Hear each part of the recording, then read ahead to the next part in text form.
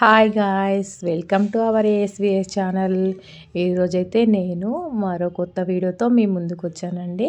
ఈరోజు ఆదివారం కదండి, నేనైతే సూర్యభగవాన్ని ఎలా అయితే పూజించుకున్నానో మీకు చూపిద్దామని వీడియో అయితే చేశానండి.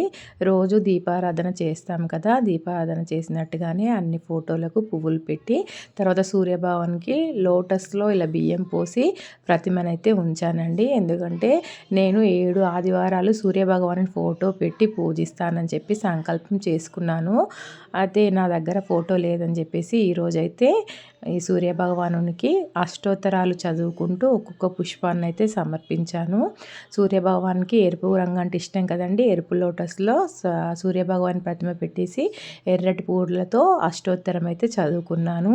తర్వాత ఈ సూర్యభగవాన్ని పూజించేటప్పుడు ఆదివారం కాబట్టి ఖచ్చితంగా ఎర్రటి వస్త్రాలు కానీ ఎర్రటి గాజులు కానీ ధరించి ఈ పూజ చేస్తే చాలా మంచిదండి.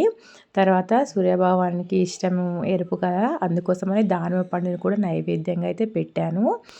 మీకు నా వీడియో నచ్చినట్టయితే లైక్ చేయండి, నా ఛానల్ని సబ్స్క్రైబ్ చేసుకోండి.